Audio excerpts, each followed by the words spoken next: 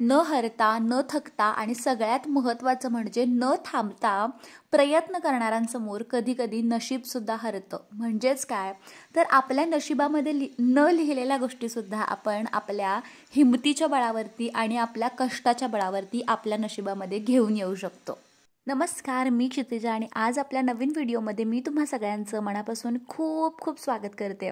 तर वाजले दुपारचे 12, 12:30 आणि छान असं मी काम करत बसले. पण या माझ्या 2 चिमण्या काय मला काम करू देत नाहीत. पण आपल्याला कामसुद्धा तितकंच महत्त्वाचं आहे. तर छान असं मुलांना खेळवत खेळवत थोडं मॅनेज करत करत कसं बसं मी दुपारी 1-1:30 वाजेपर्यंत तरी निवांत काम करत बसते. स्लो होतं आहे काम, बट स्टील इट्स ओके. काहीच न करण्यापेक्षा स्लो झालेलं मला असं वाटतं की कधीही बेटर राहतं. तर बरोबर 1-1:30 वाजता 1:30 वाजलेले आणि मी कामाला दिला पूर्णविराम. आणि पूर्णविराम नाही दिलं, ॲक्च्युली कॉमा दिला, कारण टू बी कंटिन्यूडमध्ये असतं माझं काम. जसा जसा वेळ मिळेल ना तसं तसं मी करत असते. आणि मग झाली होती यांची जेवणाची वेळ. तर मुलांना कसं वेळेमध्ये खायला प्यायला दिलं की व्यवस्थित असतं, म्हणजे दुपारी झोपतात वगैरे व्यवस्थित. तर 1:30 वाजता थोडासा ब्रेक घेतला कामामध्ये आणि यांना जेवायला वाढायला चालू केलं.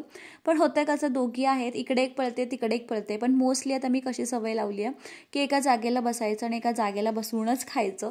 नाहीतर मग माझी खूप दमछाक होते, इकडे एक जाते तिकडे एक जाते. त्यात खायचं नसतंय, म्हणजे सुरुवातीचे थोडे घास खायचे असतात पण नंतर नसतंय खायचं.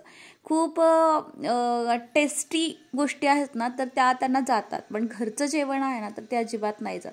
तर तुमची मुलं पण असेच नाटक करतात का खाताना, तर ते मला कमेंट करून नक्की सांगा.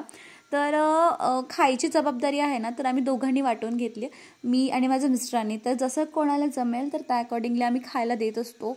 पण आता दुपारची वेळ आहे ना तर मोस्टली माझ्यावरतीच असते जबाबदारी दुपारची. तर एका जागेला अजिबात शांत बसत नाहीत, नुसतं इकडं जा तिकडं जा.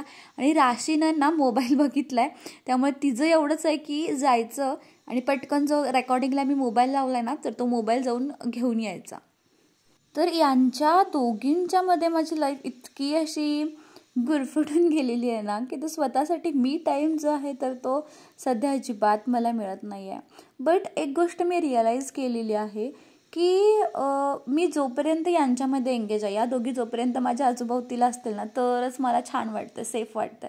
पण काही कामानिमित्त कधी मला जर बाहेर जावं लागलं घरातून आणि या दोघी नसतील माझ्यासोबत तर मग मला पण असं थोडंसं विचित्र वाटतं, काहीतरी चुकल्यासारखं वाटतं. जे आम्हाला एकमेकींची इतकी सवय झालेली आहे घरामध्ये राहून की छान असा बॉन्ड होतो ना, आणि आपल्या मुलांसोबत आपला छान असा बॉन्ड होतो, तर त्याच प्रकारे तयार झाला.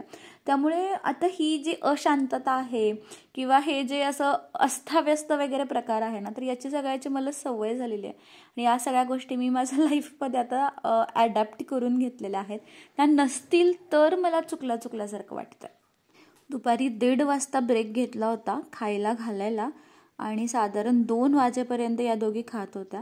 तर यांना खायला काय घालते, तर खायला मी सगळं रेग्युलरली जे मी खाते, चपाती भाजी भाकरी आमटी भात. आता आज मी दूध भात घालते त्यांना, कारण आज आहे शनिवार आणि त्यामुळे आम्ही आमटी वगैरे काही केलेली नाही आहे, कारण आमचा आहोंचा उपवास असतो. त्यामुळे फक्त चपाती भाजी केली आहे. त्यामुळे चपाती भाजी आणि मग दूध भात खातात दोघी. तर सगळं मी म्हणजे खूप लहान असल्यापासून त्यांना सगळं बाहेरचं खायची आहे तर ती सवय लावली आहे. प्युअर व्हेज ज्या गोष्टी असतात ना तर त्या आम्ही सगळ्या खातो. नॉनव्हेज अजिबात घरामध्ये चालत नाही. खूप लोक सांगतात की मुलींना थोडंसं अंडं दे किंवा थोडंसं चिकन सूप दे, बट आम्ही ते अजिबात ट्राय नाही केलेलं, कारण मला ते योग्य नाही वाटत की आम्ही प्युअर व्हेज आणि मग त्यांना परत ती सवय लावायची.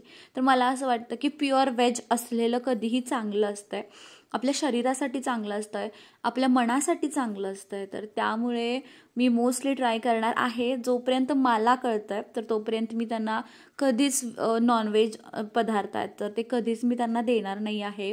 बट आता मुली मोठ्या झाल्यानंतर, आपली मुलं मोठी झाल्यानंतर ती काय करतात तर ते त्यांची चॉईस असतं ॲक्च्युली. बट लहानपणापासूनच मी त्यांच्यावरती व्हेजिटेरियन संस्कार जे आहेत तर ते लावायचे पुरेपूर प्रयत्न करणार आहे. कारण मी अशी भरपूर मुलं बघितलेली आहेत जी घरामध्ये व्हेजिटेरियन असतात आणि बाहेर घरातल्यांना न सांगता नॉनव्हेज पदार्थ खातात. तर असं आपल्या बाबतीत होऊ द्यायचं नाही आहे, कारण जी आहे तर ती त्यांची चॉईस आहे. जर त्यांना खायचं असेल तर त्या खातील, जर त्यांना नसेल आवडत तर त्या नाही खातील. बट माझी इच्छा अशीच आहे की त्यांनी प्युअर व्हेजच राहावं, कारण आम्ही दोघेही प्युअर व्हेज आहे, माळकरी आहे त्याच्यामुळे. आणि जितका मला प्रयत्न करता येईल ना त्यांच्या व्हेजिटेरियन राहण्यामध्ये, तर तितका मग मी प्रयत्न करेन. कारण जर तुम्ही इतिहासाचा अभ्यास केला असेल तर तुमच्या लक्षात येईल की जे स्टोन एज पीपल होते ना, म्हणजे पूर्वीच्या काळाची जी लोक होती, तर त्यावेळी फार्मिंग इंट्रोड्यूस झालं नव्हतं. शेती हा इंट्रोड्यूस झाला नव्हता, की कन्सेप्ट आहे तर त्यावेळी लोकांना काय खायचं हे माहिती नव्हतं. तर त्यावेळी लोक दगडाची वेगवेगळी हत्यारं तयार करून प्राण्यांना मारायचे आणि मग प्राण्यांना ते लोक खायचे. पण ज्यावेळी शेती करता येते, एका बीपासून झाड उगवतं हे लोकांच्या लक्षात आलं आणि शेती ही जी कन्सेप्ट आहे तर ती इंट्रोड्यूस झाली, तर तेव्हापासून व्हेजिटेरियन खाणं जे आहे ना तर ते चालू झालं. आणि आय थिंक व्हेजिटेरियन ची बॉडी जितकी जास्त स्ट्रॉंग असते किंवा व्हेजिटेरियन लोकांचं सरासरी तुम्ही वयोमान बघा, त्यांचं किती वर्ष ते जगतात तर ते बघा. हां, त्यांची बॉडी अशी एकदम सरकाटी असणार आहे, बारीक असणार आहे, पातळ असणार आहे, बट आतून ते फिजिकली खूप स्ट्रॉंग असतात. तर त्यामुळे आमचा कल जास्तीत जास्त करून व्हेजिटेरियनकडेच आहे. तर मी माझं ताट घेऊन बसले, चपाती भाजी, मगाशी मी दाखवलं तुम्हाला, आज उपवास आहे त्यामुळे खिचडी चटणी ते पण होतं, शाबूवडा पण होता आणि मग ताक पण आणलं होतं. पण आमची गिरिजा मला काही ताक द्यायला तयार नाही. आपणच ताक पितो म्हणते. हां, मुलांना जितकं लिक्विड ते कन्झ्युम करतात ना तर तितकं लिक्विड दिलं पाहिजे. तर तिला मी सांगितलं अजून ताक आहे शिल्लक आपल्याकडे, बट तिचं म्हणजे हे ताक मीच पिणार असं होतं. तर मला जेवायला खूप वेळ लागतो. मी निवांत जेवते, पहिल्या पंक्तीला बसायचं आणि शेवटच्या पंक्तीला उठायचं, तर अशी माझी सवय आहे. तर बसताना मी आणि आमच्या आहो एकत्र बसलो होतो, पण त्यांचं पटपट त्यांची फक्त खिचडी खायची होती, शाबूवडा खायचा होता, तर फास्टमध्ये जेवले आणि उठले. आणि आमचं भरपूर काय काय होतं ताटामध्ये. तर जेवण पोटभर असेल आणि जेवण चवीचं असेल ना तर मग आयुष्याची मज्जाच वेगळी असते. तर मला तर असं वाटतं की कपड्याचे 4 जोड कमी असले तरी चालतील, चप्पलचे 4 जोड कमी असले तरी चालतील, पण जेवण जे आहे ना तर ते अगदी पोटभर आणि मनसोक्त आपल्याला हवं तसं आपण खायला हवं. लास्ट अँड लिस्ट दुपारचं एक काम राहिलं होतं. म्हणजे भरपूर दिवस ही झाडं आहेत आमच्या आहोनी मध्येच ठेवली होती तिथं वाटेत, आणि तिथं ते खाली झाड आहे ना तर ते लिंबूचं झाड आहे काट्याचं. तसं मोस्टली 2 कुत्री दारामध्ये असतात, त्यामुळे मोस्टली कोण यायला बघत नाही घरामध्ये, बट स्टील कोणतरी आलं तर चुकून झाड वगैरे आहे ना तर ते लागतं त्याचे. मला सुद्धा कधीतरी बाहेर जाताना काटे लागतात, तर मग थोडंसं साईडला घेतलं. खूप वर्षाचं 5-6 वर्षाचं झाड आहे आणि मग थोडंसं त्यांना पाणी केलं. खूप दिवस झाले हे झाडं आणल्यात, पण त्यांना अजून रिपॉटिंग केलेलं नाही आहे, कारण अशी छान अशी जागा नाही आहे इथे दारात, त्यामुळे मला त्यांना कुंडीतच लावायचं आहे. पण ती कुंडी जी आहे ना तर ती थोडीशी फक्त मोठी पाहिजे. तर दारात बघा आमचा राजा बसलाय केजमध्ये, कारण तो सुटून जातो बांधला की फक्त साखळीने, तर म्हणून त्याला केजमध्ये घातलाय. आणि काळूला गाडीच्या इथं बांधली आहे, तिला मी दाखवते नंतर.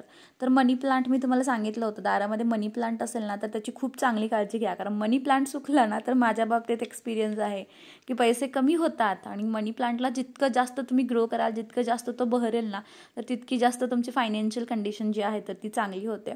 सोबतच तिकडे खाली ना स्नेक प्लांट्स पण आहेत, तर त्यांना पण मी पाणी घातलं. तर स्नेक प्लांटमध्ये एक मध्ये कोंब आलाय एक वेगळ्या प्रकारचा, तर तो काय आहे तर ते मी तुम्हाला नेक्स्ट व्हिडिओमध्ये दाखवते. तर हा व्हिडिओ तुम्हाला कसा वाटला ते कमेंट करून नक्की सांगा. आणि जर व्हिडिओ आवडला असेल तर चॅनलला लाईक, शेअर आणि सबस्क्राईब करायला अजिबात विसरू नका. सोबतच जे बेल आयकॉन आहे ना तर ती सुद्धा हिट करा, म्हणजे आपली नवीन व्हिडिओ आल्यानंतर त्याची नोटिफिकेशन तुम्हाला लगेचच मिळेल. काळूला ना सावलीत बांधली आहे गाडीला, तर तिला दुपारी पाणी दिलं छानपैकी.